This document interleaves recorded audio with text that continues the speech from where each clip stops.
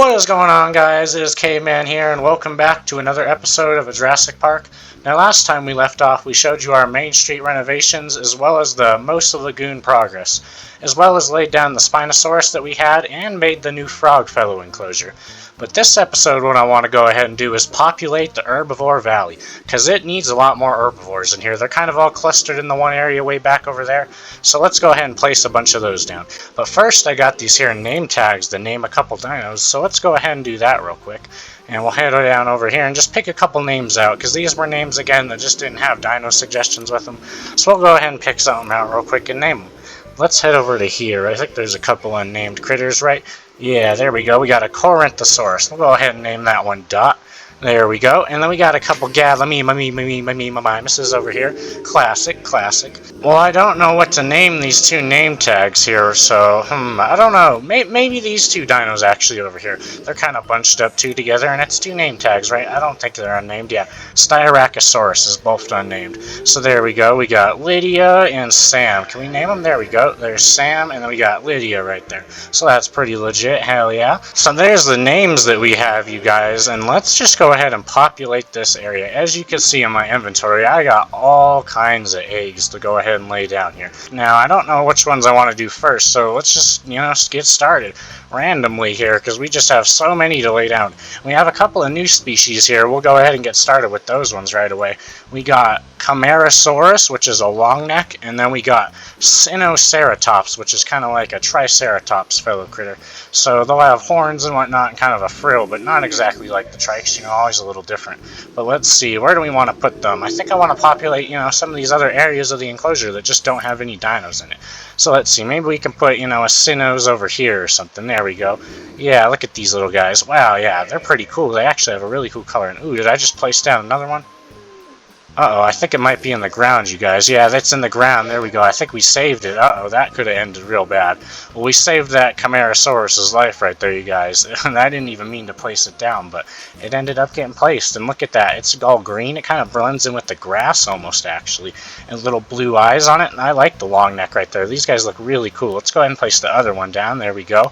And then where did that little Sinoceratops head? I have no clue where he went, so, I guess we'll just place him down over here by Bonehead, He's the little Pachycephalosaurus, so he can look after these little Sinoceratopses. They have kind of a little weird name, so there we go. That one's a little bigger than the other two for sure. But let's see, what do we want to do next here? We got Corinthosauruses, as well as some Parasaurolophuses here, right there. So I guess we can get these ones going right here. These are kind of like the herbivore hadrosaur eaters. They eat little bit, medium-sized kind of trees and whatnot. So let's see. I don't know if we have any placed down, but we'll just keep, populating the empty areas, spreading them out here evenly enough. So over here, kind of at the top of this lake, we'll place a couple parasaurs down and maybe a couple Corinthys down.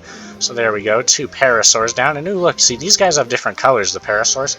And they're running, like, real far. I don't know where they're going. They're kind of like, going to certain places, it seems like, real quick. But it doesn't seem like to the other dinosaurs. They're just kind of going, wherever they want. There we go, a couple Corinthosauruses. Pretty cool, right? And then we'll keep heading around over to here, and we could probably lay down a few more dinosaurs. We got Pachycephalosauruses as well here that we're going to need to lay down. I do not know where we're going to want to put them yet, though. Let's see, we'll just keep heading around here. And look at that over here. We got Ducky, I think this is right here. I think this is Ducky, yeah. So we can go ahead and give her a couple Parasaurolophus babies. There we go, like that. There we go. And look, see, they have different colors. There's kind of like a red one, and then this one has like almost a grass kind of brown color, like a brownish color, I guess. So that's pretty cool, right? And then, let's see, we'll keep heading around. Gallimimus right there. And then we'll place some Corinthys right here. Why not? There we go. And there's one of our Sinoceratopses all the way over here already. Wow, that's pretty cool, eh? We laid him down over here by the Bonehead, and I guess he's wandered all the way over there, so that's pretty cool. Maybe that's the first one, though. That could be the first one, I guess. We did lay him around in that general vicinity. So let's see. We got Pachycephalosauruses right here. Let's go ahead and lay these fellows down real quick. Maybe kind of in the center right here by this here tree. Yeah, there we go, a couple little bonehead critters. And yeah, these ones as well, they got a little slightly different crest on them. That one has a lighter crest, and I think these ones almost have a greener kind of color. I don't know, we'll be able to tell when they're bigger for sure, but here we go. We got a couple more eggs, Stegosaurus, as well as Ankylosaurus. A couple armored herbivores here to go ahead and round off our placing of dinos, and I don't know where we want to set them. I guess maybe below this tree. There's no dinos really in this kind of area, so let's see. We'll go ahead and place some Stegos over here, right? Yeah, there you go, little plate Stegos. And then the Ankylosaurs, you know, we'll place them back here with their giant claws, kind of by the meteor. That's pretty cool. So yeah, there we go. Wow, look at that, you guys. Actually, that one's like blue almost, like a like a light blue and white color. That's really cool. Our last Ankylos, they were all green and like brown or whatever. This one's totally different though than the other ones we had. Ooh, and that one's the same as the new one. So 2 new colored Ankylos. Hey, you guys, those are pretty cool. So if you guys have any names, of course, for all these dinosaurs, you can go ahead and leave comments down below for those, or as well if you want to see new dinos, because we're always incubating those, like always. But we got quite a few new herbivores in here, so they're going to need a lot of new names. So go ahead and leave some of those down below in the comments. Something we've been needing to do is plan the Herbivore Valley over here, though, because, you know, it's just all barren still. We started this restaurant, I don't know how many episodes ago at this point, and just never finished it even. And then, yeah, there's just nothing else over here besides the sign. So let's go ahead and plan where we want to put some of this stuff, because, you know, we're going to need to plan it all out. There's quite a bit of stuff to just place. We don't want to start randomly throwing it down. There's some stuff could start colliding and whatnot, because we got a fountain to place, a gift shop, you know, the restaurant's already there, as well as a lot of other buildings. It's just stuff in general I want to incorporate out here. We'll probably be able to need a restroom as well as just, you know, other things in general, which we'll see in the future what we'll need exactly. But let's go ahead and grab some gravel here first, because we'll want to plan some pathways out, I'm thinking, because yeah, the path just ends here as well. So let's go ahead and dig this out, just like so. Yeah, here we go. And of course we could just blaze right through this, no problem. And actually, maybe we could get our even better tool right here, the shovel. This thing's even better at digging than that Paxil, if you guys can believe it. It's somehow faster. I mean, look at that. I'm pretty sure it's faster. It's literally instantly. So yeah, we'll go ahead and just plan out where we want to put a path down through here. I want to get nice and close to the enclosure, of course, I'm thinking, you know, so you get a good little view of them right away. We have a lot of ideas out here, you know, for the Herbivore Valley in terms of viewing and stuff. I don't want to just have the path go up close to it as the only viewing. I kind of want to, you know, build another one of those viewing galleries that we had over at the Spino area originally. I kind of want to put one out here, as well as over back at the Spino area, because that's, you know, where it was originally. And as well as I think something over top, you know, to view the whole Herbivore area at once would be a really cool idea. I still don't know exactly how I want to execute it, but any kind of viewing over top would be really cool. I mean, it could just be a pathway, or even something like a roller coaster ride type of thing over the whole Herbivore Valley, so you could get a nice little view, you know, from, you know, above. Give you the bird's eye view of the enclosure, you know what I'm saying? Because there's quite a few ginormous dinosaurs that you can see from miles away, so it'd be a really cool thing to do, I'm thinking. But I don't know if we have any other ideas out here that we could add. If you guys have any ideas to add to the Herbivore area, that's always helpful. So go ahead and leave those down below in the comments if you have any good ideas to add to the Herbivore Valley out here. But we need to go ahead and building this path here real quick. So let's just dig some of this out. And yeah, we'll want to head towards this restaurant, I'm thinking. And I think I want to turn maybe this into the fountain right here, or put the fountain right here. I don't know. This part isn't really flat enough to put the fountain in, and it's not big enough. So I'm thinking over here, right in front of the restaurant, it could be a good idea or a good place for the fountain in general. And maybe the gift shop could head back here and kind of make this a little mini Main Street almost. Obviously, it's not going to be all big and gigantic and all epic like the other one over there. But, you know, you have to have multiple areas in your park to go to and, you know, see things at. So this could just be a little mini, you know, area of the park that we could add to. Well, let's go ahead and break this tree here real quick. We'll pull out our Paxil again, because our shovel can't break a tree, right? We're going to need this handy dandy tool, which can pretty much do everything. It just, you know, doesn't have the speed of some of these better Tinker's Constructs tools that I found. But yeah, we're going to want to put the fountain here, so probably go ahead and block it up or do something. I want to build the path around it. I don't know. I don't remember how big the fountain before was, so we'll probably have to figure that out. Well, I looked at what the fountain, you know, how big it was before, and it's about a 17 by 17 block area. So we're going to need to leave that out, and that's obviously not counting, you know, that it's circle and whatnot. So we'll want to build the path all around that area and kind of leave like an area in between almost. So let's just go ahead and keep blazing our path through here real quick. And yeah, there we go. We're going to need to place it all in with gravel now. Go ahead and grab some of that, or we already have it in our inventory. That's good. There we go. So let's get one stack of that out, because it'll just keep replacing, right? And we'll go ahead and head down here with a little bit of a path, just like this. Let's just go ahead and keep building our pathway down here, and we'll need to get some dirt, to replace some of these funky blocks, because it's kind of dug, not how we want it. Want to, terrain this a little bit better, so the path looks right when we build over it. And yeah, we'll keep heading along through here, and we'll need to dig out a few as well, because that one we just missed or something, and we dug a few too many right there, so yeah, just fix it all up. Well, I'm going to keep building this path, and I will see you guys here in a second when we got it all done. Well, I'm back, you guys, and I went ahead and built this path out, and yeah, it looks pretty good. So let's just go ahead and plan some of the stuff that we want to do over here, with the Herbivore Valley kind of area. So I'm thinking I want to put the museum over here, because there's quite a bit of flat, open area in general, and this eucalyptus forest, it's pretty much the biggest biome that we have around. So I feel like using some of that biome up for a big old museum, it really isn't a bad idea at all. I think it's a good idea, and it'll be easy to clear out, trees really quickly. It's not like the jungle or one of these other tree biomes over there that are really thickly grown in. It's, pretty open, so I'll be able to clear a lot of area. I've been thinking about it, you guys. The meteor right here is really cool, right? And, we want to build a museum. What if we built the museum on top of this meteor right here, and this was an exhibit inside of the museum? I mean, I don't know. I think it's a great idea, honestly, but it'd be a huge project, but we would already have an exhibit right for ourselves right in the museum, so I think that's something, it's out there on the table to consider for sure, and it's definitely in a flatter, general region, so we could definitely build a museum right on top of this area, and I think that's a great idea. And we're going to need a gift shop out here as well. I don't know where we want to put that. Maybe right here. It definitely could fit in right here. It'd be a smaller gift shop. Maybe you have to build it a little more vertically as opposed to horizontally. But I think it could work, you know what I'm saying, right there. And then, of course, we have our restaurant out here, with all the future plans out here to build. I want to build, some restaurant seating kind of on the water. I think that would be a really cool addition to the restaurant. But that's, really all I have planned so far for out here. I don't know what else I want to do or even what kind of restaurant this is going to be. So you definitely, if you have got any ideas for what restaurant you want here, go ahead and leave those down below in the comments, and maybe we'll build that restaurant. So definitely need a restaurant here, as well as probably a restroom, but we could really fit that in anywhere. But I think Herbivore Valley's definitely got a great future out here, and building the museum in that spot, it's a great idea, honestly. I mean, looking at the area, I'm liking it more and more that I think about it. So, it'll have a little bit of training to do, because there is a few hills. I mean, it's mostly flat, like I was saying, but definitely getting a little bit closer to the ground. We have a few hills. Right here's definitely the biggest challenge right here, the biggest hill or whatever.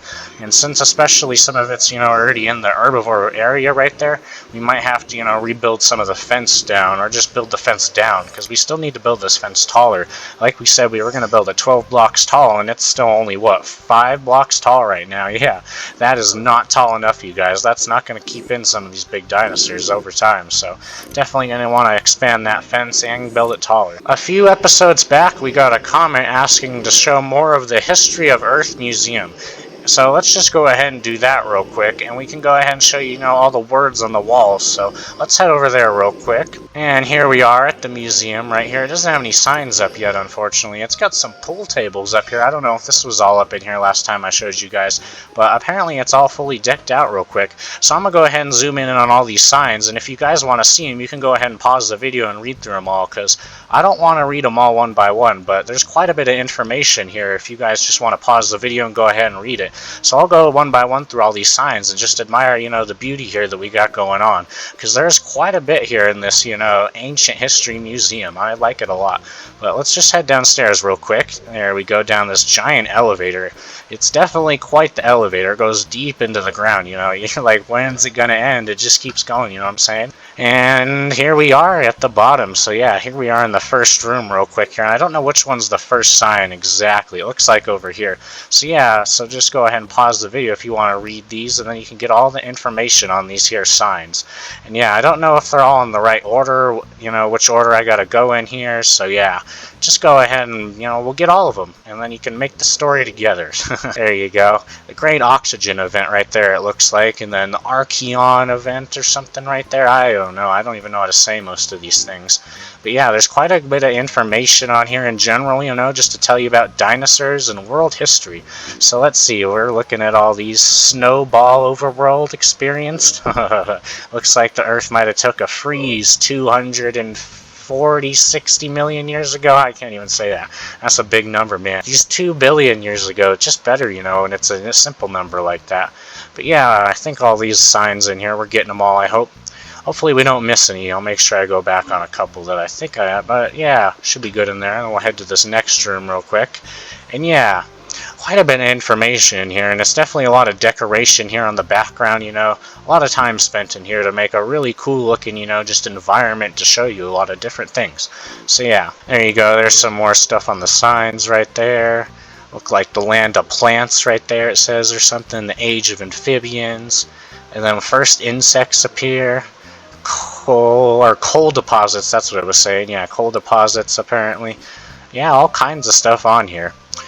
So that's pretty cool, you guys. Definitely really cool stuff in here, and lots of information on these signs, you know, for you to just go ahead and learn about science and history in general. There we go, the Jurassic era starting 200 million years ago. I don't know if I skipped signs. I don't know what order they're in. I'm probably doing them out of order. I'm definitely doing them out of order because I can see the years, but it just doesn't tell you what order they're really in, so we're just going to have to go through them here and hopefully get all of our stuff. First mammals looking like 250 million years ago, it looks like, so that's pretty cool. Don't want to miss these signs here right on the sides, kind of. They're almost, you know, not even on the enclosure, not the enclosures, the exhibits, that's what they're called, I guess. And it looks like the modern era has evolved right there, and then we got grass evolved. Yep, see, grass wasn't around during the dinosaurs. I don't know if, you know, most people know that or not, but yeah, the evolution of apes 10 million years ago, so that's pretty cool. And then look, now we're just down to years instead of million years ago, so that's really cool, you guys. Definitely getting into, you know, the current time frame right there. I don't even know what that one means. Some of these signs have a little too much information for me to take in, but definitely, you know, a lot of stuff to learn in here. And so there you go. If you guys want to see any of those signs, I hope we got everyone. You can just go ahead and pause the video, read all the information on the sign, and, you know, just learn about history in general. Well, you guys, including all the dinosaur work that we've done recently off camera, I've done quite a bit of base upgrades, you know, expanding the ME terminal, as well as building a whole bunch of new machines. So let's just go ahead and show you some of that real quick. And ooh, look at that, you guys. I don't even know if this was here when we started recording today, but we got a whole new building over here. I don't know what it is yet, but, you know, it's near the lagoon over here, so it must be water related. We'll have to, you know, do further research on this building. But it's great to see the additions to this building already being built, you guys. It just gets built so fast, so it's definitely really cool stuff going out here right into the front of the yard too. I mean, look at this, you guys. This is our front yard view. Just imagine this. You get up on your balcony and bam, there's the Mosasaurus lagoon. I mean, just, it doesn't get better than that, ladies and gentlemen. Well, let's see. Let's just go ahead and show you some of our base upgrades we have. And right up there we got, you know, a little dog picture, keeping it real, keeping it real. And let's see. Let's go ahead and head over to here. Our ME terminal. Now, it's got chests in the way. I hope I can still show you guys, but I don't know if I even ever showed the back of this before, but we have, you know, this thing called an ME drive right here, and it's got all the storage shells in it right there that, you know, make, you know, basically a big chest or whatever that I can just access with my little tool right here, which is really cool. But those little cells or whatever, they can run out of storage, and that's what had been happening recently. So down here, look, you can see a second one below it, and I only filled it with 6 of them because they're quite expensive and they're very tedious to build. And as you can see, 3 of them I've already filled up pretty much. So that expansion I've done, it's already, you know, 50% of the way of it's just kind of down the drain. But hey, you know, it at least lets me just throw stuff in very conveniently now. And before I was having to sort things through constantly and making sure I wasn't putting stuff that just didn't belong because it was just so full. Now, you know, I have a whole new storage drive in there, so it's not gonna, you know, fill up so fast. Let's see if I can place these blocks back. As you can see, I gotta break all the blocks too to get back there behind the walls. So that's kind of why I did that thing with the wires down below, if you guys remember, with all the tunnels that we did of the wires, because I didn't want to break through the walls like that. That's what I was having to do before I had the, you know, the whole tunnel system. And you don't want to do that when you have such a big wire system, because we got all kinds of stuff going on down there. But speaking of down here, let's show you some of the new machinery that we got added.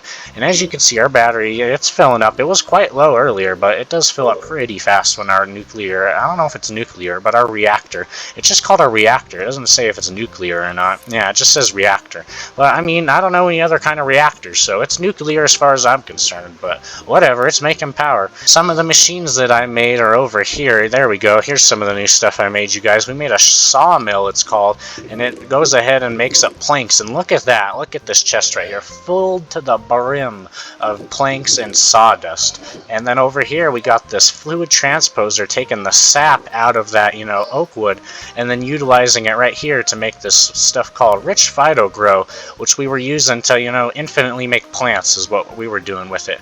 I was using it to make nether warts as well as some saplings too, you know, just to get our farms going down below, because we did have to change the trees down here. I think we had birch going on down here last, you guys remember, but we went ahead and went with dark oak now, and it looks like it says no hoe, and it ran out of saplings as well. Let's go ahead and give it a hoe real quick. I made a casual 30 hoes right there, as you can see, so we're hooked up pretty well on that front. But yeah, it's farming up real good for us. There we go. Yeah, I think we still need a few more saplings though for it. That's why I made this machine here. I'll show you guys in a second. Because for some reason this, you know, what's it called? Oh wow, a tree just grew on me, you guys. Do you guys see that? Wow. But the farming station right here, for some reason it doesn't get enough saplings from the dark oak trees. Like, it only gets like 2 or 3 per tree, and it requires 4 saplings to grow a tree. As you saw, that one was like a, yeah, there you go. See, it's a 2x2 tree. Yeah, see, they always grow a 2x2 tree instead of just 1 tree up. So it takes a lot of sapling to only yield like 2 or 3 saplings basically. So they're not very effective, if you know what I mean. So I've been having to make machinery to help them, you know, grow along and stuff. So it's definitely a cool little process. I'll show you what we got going on. Do we have any extra? We do have some extra saplings. So let's just show you how it all works up real quick. So the stuff in here that we have, they call the rich phyto grow, we put it up into here in the energetic infuser, and it's got to make up. Let me show you how we make the rich phyto grow. Put the phyto grow in here, and then look, it just puts the sap onto it real quick like that, and it makes that stuff up. And then in here we have these. We'll go ahead and take them into here. We can make up saplings just like that, you guys. It's actually really handy, you know, because those saplings, like I said, they don't produce enough to really sustain their population. So this machine right here, it makes saplings, literally. It takes 1 sapling to give us like I think it's a 150% chance of a sapling. No, that's not the percentage. Or, yeah, 150% chance of a sapling, because it always drops 1, but you have like that extra 50% chance of if it gives you the second one or not. I don't know if I'm saying that all right, the percentages, but I think you guys know what I'm saying. So yeah, we've been having to genetically engineer saplings just to keep our, you know, farm going down there, which has been interesting. But let's see, let's go ahead and head down here to the Killer Joe room. Oh wow, giant zombie just hanging out. Well, why is Killer Joe not killing? So he got a broken sword? Ooh, he's got a broken sword. Ooh, my sword's broken as well, huh? All the swords are just broken these days, huh? Well, that's unfortunate. Let's go ahead and repair my sword, and we'll give it a sword real quick. And yes, because Killer Joe needs to keep slaying those zombies. We don't want him to, you know, just let them pop up like that, because then the room will just fill up and kind of cause a bunch of lag. So here we go. Let's see, look up manolin real quick. Ooh, do we not have any manolin, you guys? Uh-oh, we might have to make some of that up. Let's see. We need ardite. Ooh, we got ardite. Do we have any cobalt? Hopefully we do. I'm not spelling it right. Ooh, there we go. We do have some cobalt. So that's really good, you guys. So to make up manolin, you just need ardite and cobalt, which you can find in the nether. We killed the wither in the nether earlier in this series, if you guys remember. Oh, wow. And this is full to the brim of molten tin, huh? Well, that is quite unfortunate. We're going to go have to empty it out real quick. And as you can see, I don't know if we showed you this before, but we have this handy-dandy button that just empties all of these things all at once instead of having to go one by one and click them all once. Like over here, I'll show you how it works over here. This is how it would be if we didn't put, you know, the button with the redstone up here. So it just, you know, makes it a lot more effective. I don't have to go press them one by one. But there we go. That should empty out a little bit of space. Ooh, that's definitely not enough. And whatever, we'll just throw it up in there. It'll make space over time. We're 1 ingot short. Wow, that's a little OCD, you know. Come on, why we gotta be 1 ingot off? Come on, it's right there, you guys. All good. Let's see. Let's go ahead and get some more tin out of here, though. And yeah, as you can see, it's just bringing all the tin into here because we got a little handy hopper system under there that just sucks up all the tin. Works out pretty well. Yeah, we'll go ahead and keep draining that. Well, you guys, it looks like this stuff is almost done. There we go, it just melted up. It looks like the orange ardite finishes quicker than the cobalts, which are blue. So, you know, that's an interesting fact, I guess, if anyone cares. But there we go, we have manolin now. That's great, because, you know, we were out of it. And there we go, now we have manolin ingots to repair our here cleaver, it's called, which is basically just a fancy sword. It does a lot of extra damage, you know what I'm saying? Real strong and whatnot. Let's see, head over to this table. I think, yeah, it just requires 2 ingots, and now it is full health, you guys. So let's go ahead and head over back to the Killer Joe, and we can give him a sword so he can do his killing business. And speaking of Killer Joe, you can see he has 281 levels in here, you guys. I mean, just casually, of course, you know, just casually. While we're back down here, you guys, let's give Joe his sword so he can slay these zombies, which seem to be piling up. There we go. Are you going to kill him? I guess the sword might be a little slow. It's killing him a little slow, I guess, but there we go. Broken sword in here. I don't know. We can repair that one later. But yeah, you guys, I think that's going to go ahead and do it for this episode. So thank you guys all very much for watching, and I'll see you guys here next time with some more Jurassic Park, where hopefully we can continue to work on that Herbivore Valley area over there, because it's going to need a museum as well as the gift shop we were talking about. So I definitely want to build some of that infrastructure over there, as well as rebuild the fountain and all other kinds of things that we need to rebuild, like the viewing gallery, as well as continue the progress on Main Street, which we've been doing very well off camera in the past few episodes. As you guys can tell, you know, each episode we got something new to show you over there, so we'll continue doing that. But thank you guys all very much for watching, and I'll see you guys here next time with some more Jurassic Park. Oh, bye there.